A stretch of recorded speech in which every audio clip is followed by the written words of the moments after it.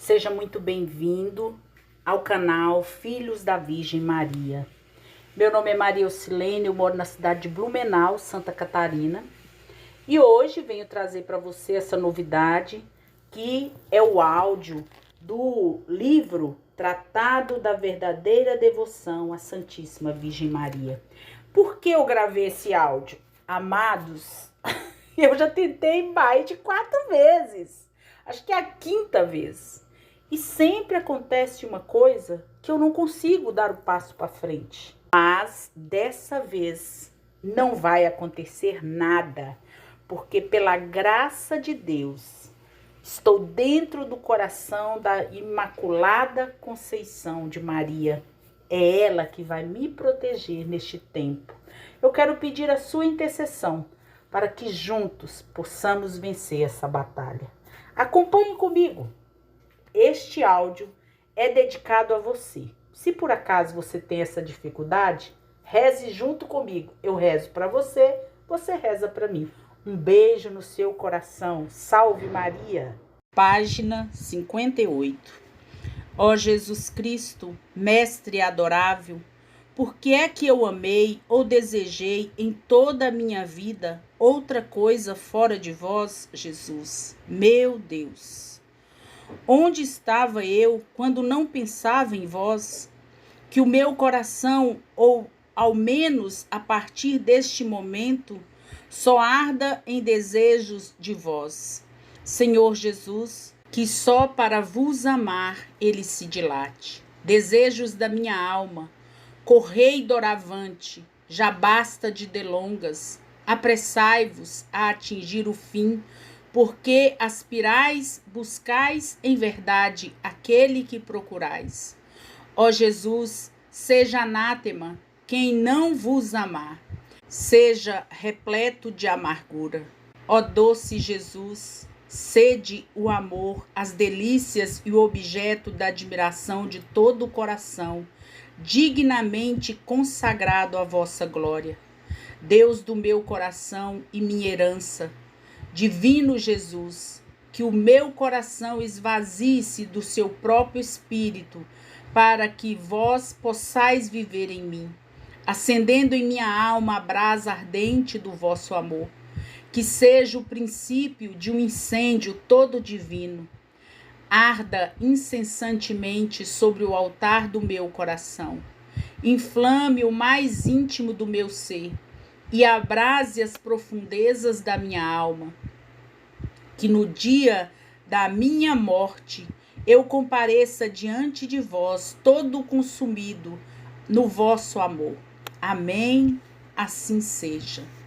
Embora o texto original traga esta admirável oração de Santo Agostinho em latim, quis o editor pô-la em português, a fim de que as pessoas que não saibam latim a possam rezar também todos os dias para pedir o amor de Jesus, que buscamos por intermédio da Divina Maria. Artigo 2º. Pertencemos a Jesus e a Maria na qualidade de escravos. Segunda verdade. Devemos concluir do que Jesus Cristo é para nós, que, como diz São Paulo, nós somos nossos, mas inteiramente dele, como seus membros e escravos, comprados pelo preço infinitamente caro de todo o seu sangue. 1 Coríntios 6, versículo 19 a 20. Antes do batismo, pertencíamos ao diabo como seus escravos. Ao receber este sacramento, tornamo-nos verdadeiros escravos de Jesus Cristo. Doravante já não devemos viver, trabalhar e morrer, senão para esse homem Deus. Romanos 7, versículo 4. Glorificando-o em nosso corpo. Romanos 12, versículo 1. E fazendo-o reinar em nossa alma. Somos, pois, a sua conquista, seu povo de aquisição e sua herança. É pela mesma razão que o Espírito Santo nos compara. As árvores plantadas ao longo das águas da graça, no campo da igreja, e que devem dar frutos a seu tempo, Salmo 1, versículo 3. Aos ramos de uma vinha de que Jesus é a cepa e que devem dar boas uvas. João 15, versículo 5. Há um rebanho de que Jesus Cristo é o pastor e que se deve multiplicar e dar leite. João 10, versículo 1. Há uma boa terra de que Deus é o agricultor e na qual a semente se multiplica, produzindo 30, 60 ou 100 por um. Mateus 13, versículo do 3 ao 8. Jesus Cristo amaldiçoou a figueira estéril e condenou o seu servo inútil, que não tinha feito render o seu talento. Mateus 21, versículo 19. Mateus 25, versículo do 24 ao 30. Tudo isto prova que Jesus Cristo quer receber algum fruto das nossas pobres pessoas, a saber, as nossas obras, porque esta só a Ele pertence, criados para as boas obras em Cristo Jesus. Efésios 2, versículo 10. Mostram estas palavras do Espírito Santo que Jesus Cristo é o único princípio e deve ser o fim último de todas as nossas boas obras. Mostram ainda que o devemos servir não somente como servos assalariados, mas como escravos de amor. Explico-me.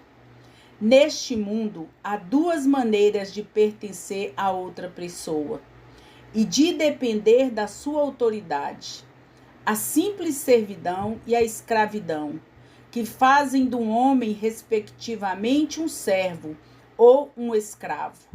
Pela servidão comum entre os cristãos, um homem compromete-se a servir outro durante um certo tempo, mediante determinada paga ou certa recompensa. Pela escravidão, um homem depende inteiramente de outro por toda a sua vida e deve servir o seu senhor, sem pretender paga nem recompensa alguma, como um dos seus animais sobre o qual o dono tem direito de vida e de morte. Há 3 espécies de escravidão: uma natural, outra forçada e outra voluntária. Todas as criaturas são escravas de Deus da primeira forma. Ao Senhor pertence a terra e tudo o que nela está contido. Salmo 23, versículo 1. Os demônios e os repróbados pertencem à segunda categoria. Os justos e os santos, à terceira. A escravidão voluntária é a mais perfeita e mais gloriosa para Deus, que olha o coração, que pede o coração, que se chama a Deus dos corações. 1 Samuel 16, versículo 7. Salmo 72, versículo 26. Provérbios 23, versículo 26. Ou da vontade amorosa, por esta escravidão de fato, escolhe-se Deus e o seu serviço acima de todas as coisas, ainda mesmo que a natureza não o obrigasse a isso. Há diferenças radicais entre um servo e um escravo. Primeiro, um servo não dá ao seu senhor tudo o que é, nem tudo o que possui, nem tudo o que pode adquirir por si mesmo ou por outro, mas o escravo dá-se inteiramente com tudo o que possui ou pode vir a adquirir, sem exceção alguma. Segundo, o servo exige a paga dos seus serviços que presta ao Senhor, enquanto o escravo nada pode exigir, por maior que seja a sua aplicação, a sua habilidade e a força com que trabalha. Terceiro, o servo pode deixar o Senhor quando quiser, ou pelo menos quando tiver expirado o tempo do serviço, mas o escravo não tem o direito de fazer isso. Quarto, o senhor do servo não tem sobre ele nenhum direito de vida e de morte, e se o matasse como a um dos seus animais de carga, cometeria um homicídio injusto. Ao contrário, o senhor do escravo tem por lei direito de vida e direito de morte sobre ele, de modo que o pode vender a quem quiser ou matar como faria o seu cavalo. Quinto, o servo está só por algum tempo ao serviço de um senhor, mas o escravo para sempre. Nada há entre os homens que mais nos faça pertencer ao outrem do que a escravidão. Do mesmo modo, nada há entre os cristãos que nos faça pertencer mais absolutamente a Jesus Cristo e a sua Santa Mãe do que a escravidão voluntária.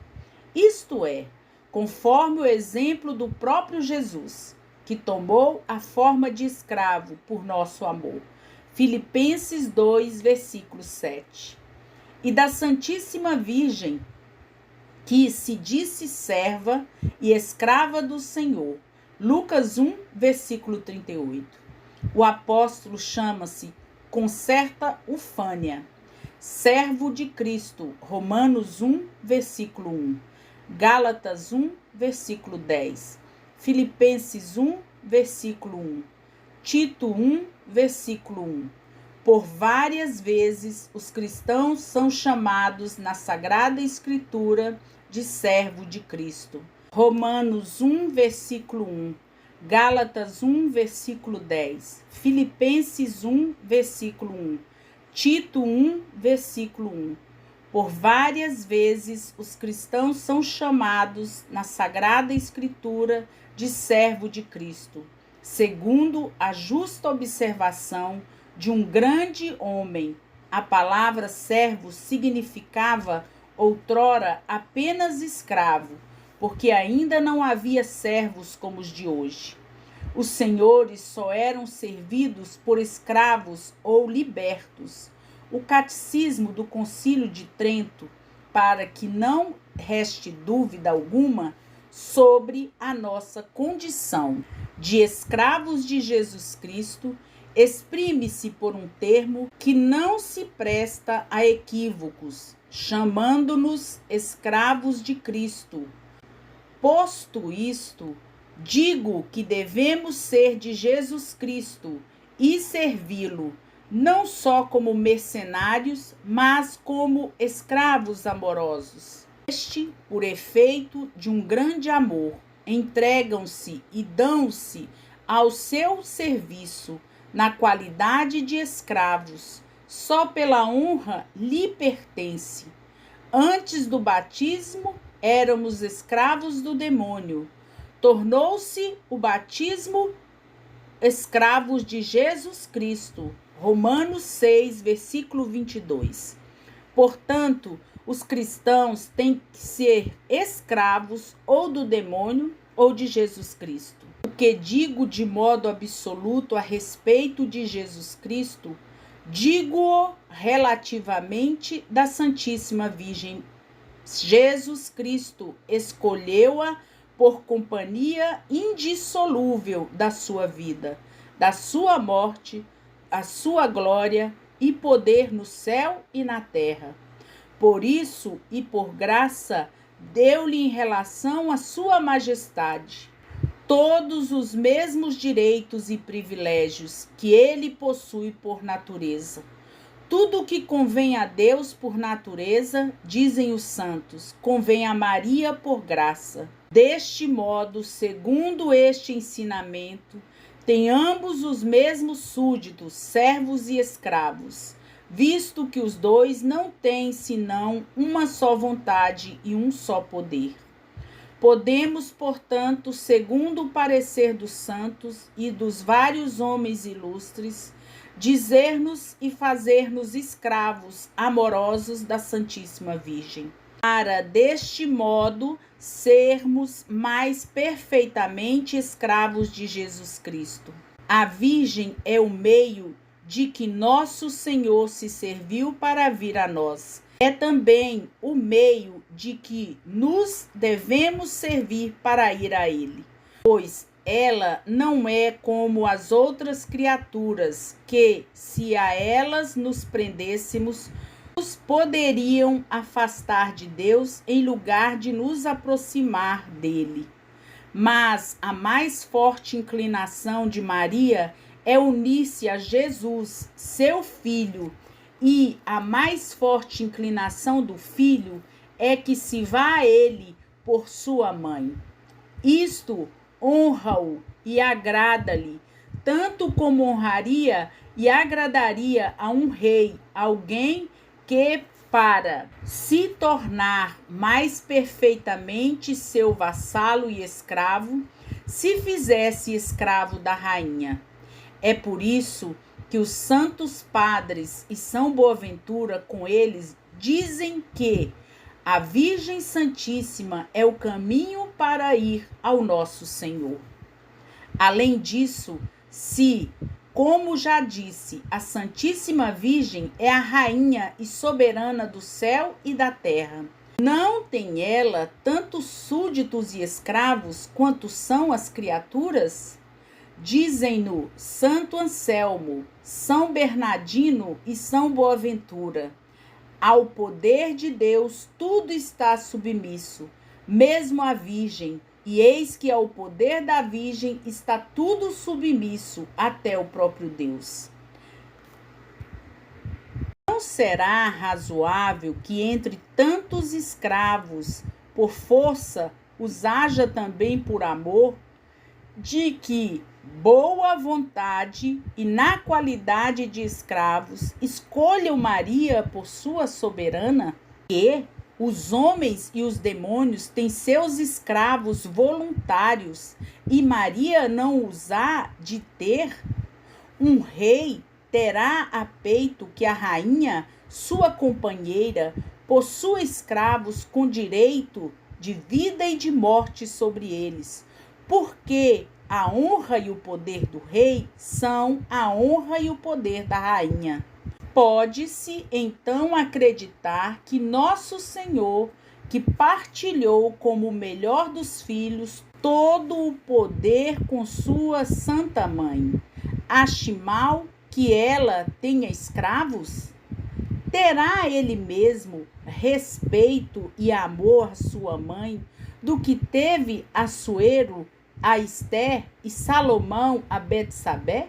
Quem ousaria dizê-lo ou pensá-lo sequer? Mas onde me leva a minha pena? Por que é que me detenho aqui em provar uma coisa tão evidente?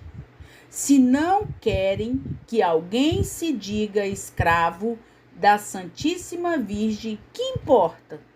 Que se faça e se diga escravo de Jesus Cristo. É o mesmo que selo da Santíssima Virgem, visto que Jesus é o fruto e a glória de Maria.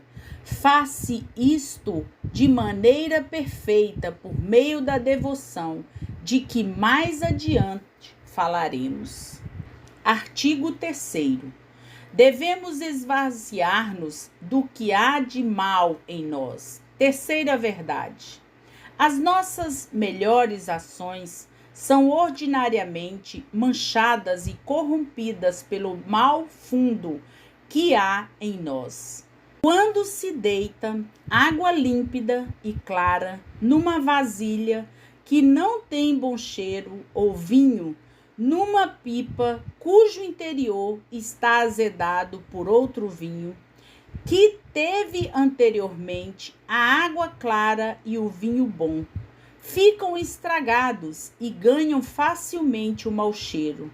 Do mesmo modo, quando Deus infunde em nossa alma corrompida pelo pecado original e atual as suas graças e orvalhos celestes, ou o vinho delicioso do seu amor, assim também os seus dons são ordinariamente manchados e estragados pelo mau fermento e mau fundo que o pecado deixou em nós. Os nossos atos, mesmo as virtudes mais sublimes, disso se ressentem. É, pois, da mais alta importância para adquirir a perfeição que só se alcança pela união com Jesus Cristo. Esvaziarmos-nos do que há de mal em nós. Doutra forma, nosso Senhor, que é infinitamente puro e que odeia infinitamente a menor mancha que vê na alma, afastar-nos-á de seus olhos e não se unirá a nós.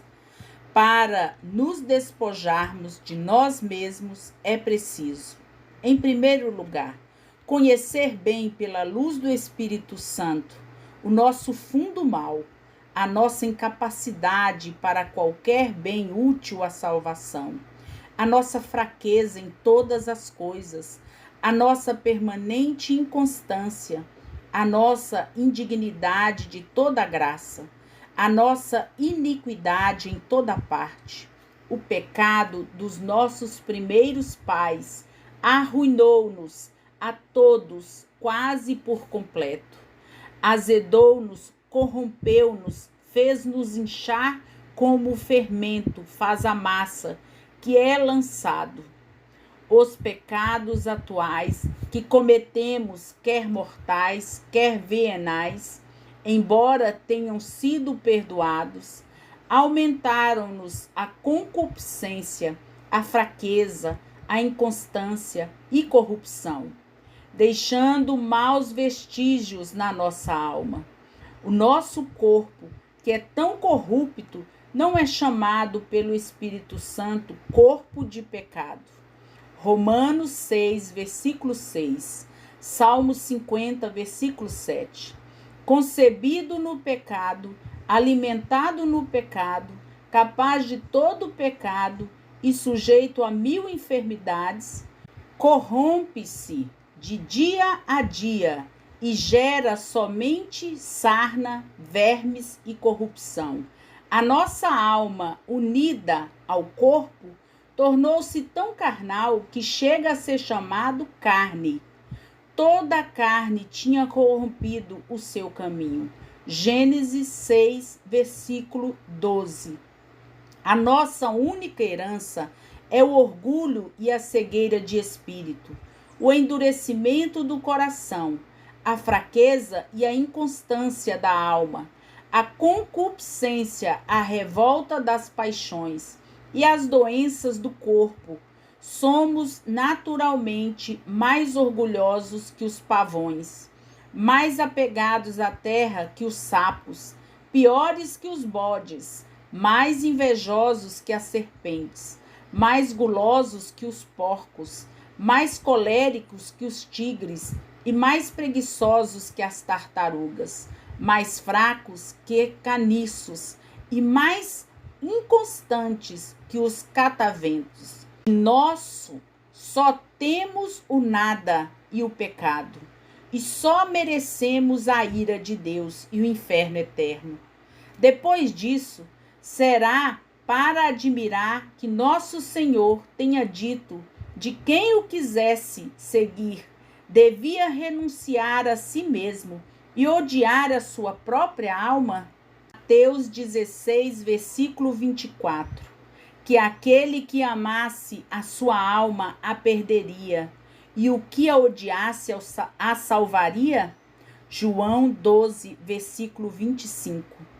Esta sabedoria infinita, que não impõe mandamentos sem razão, não nos manda odiar-nos a nós mesmos, senão porque somos sumamente dignos de ódio.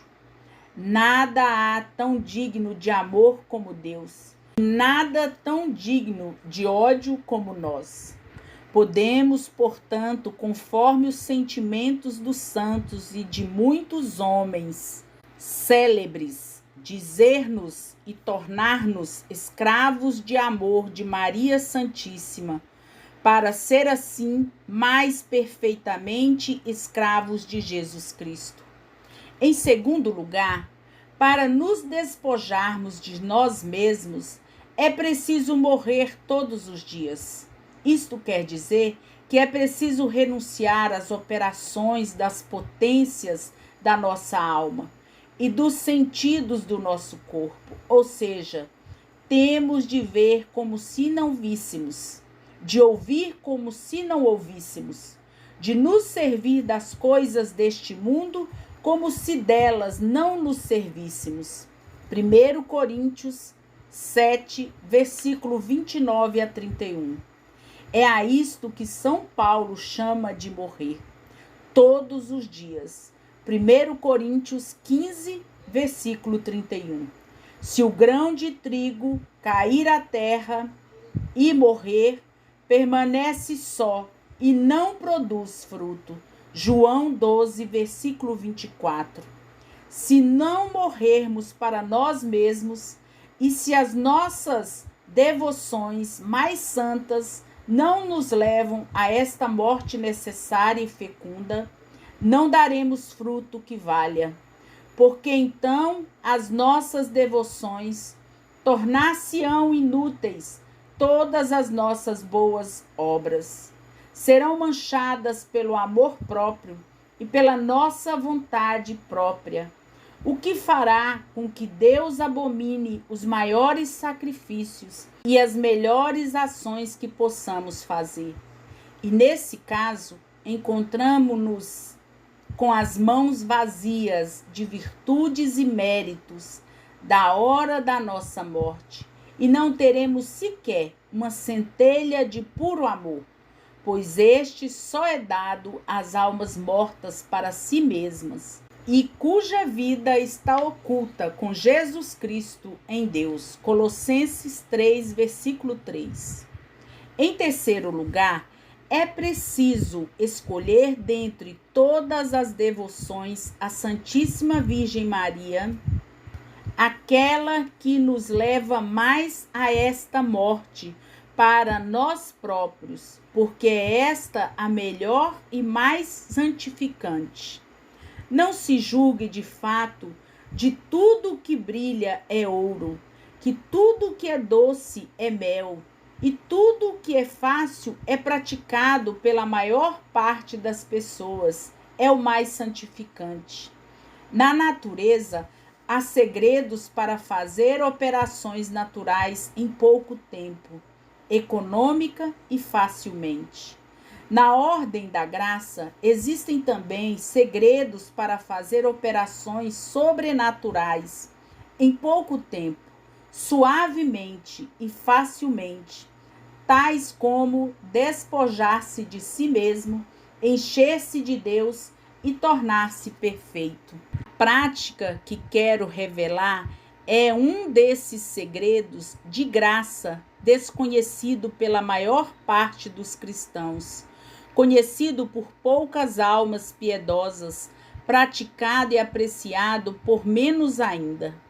Para começar a descobrir essa prática, eis uma quarta verdade, que é uma consequência da terceira.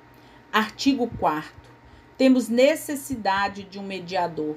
Junto ao mediador, mesmo que é Jesus Cristo, quarta verdade, é mais perfeito, porque mais humilde não nos aproximarmos diretamente de Deus, mas servir-nos de um mediador. Visto que a natureza está tão corrompida como acabo de mostrar, é certo que todas as nossas boas obras serão manchadas ou terão pouco peso diante de Deus. Para o levar a unir-se a nós, a ouvir-nos, se nos apoiarmos nos nossos próprios trabalhos, esforços e preparações para chegarmos até Deus e lhe agradarmos. Não foi sem motivo que Deus nos deu mediadores junto da sua divina majestade. Ele viu-nos indignos e incapazes, teve piedade de nós e, para nos dar acesso às suas misericórdias, proporcionou-nos intercessores poderosos, juntos da sua grandeza. Deste modo, negligenciar esses intermediários, aproximar-nos diretamente da própria santidade, sem intercessão alguma, é falta de humildade e de respeito para com um Deus tão santo.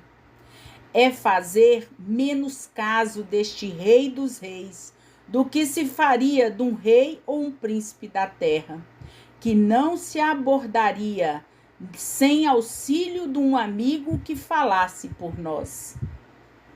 Nosso Senhor é nosso advogado e medianeiro de redenção junto de Deus Pai. É por ele que devemos orar por toda a igreja triunfante e militante. É por ele que temos acesso junto da Suprema Majestade. Não devemos nunca apresentar-nos diante dela, senão sustentados e revestidos de seus méritos.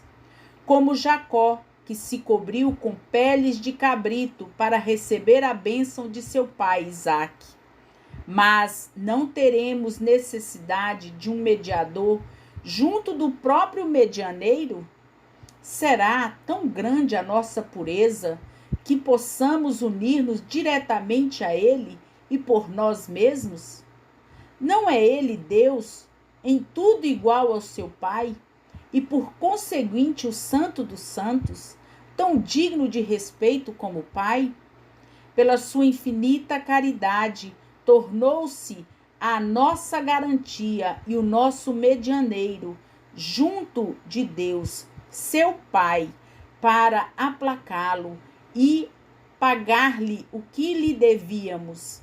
Mas será isso uma razão para termos menos respeito e temor à sua majestade e santidade?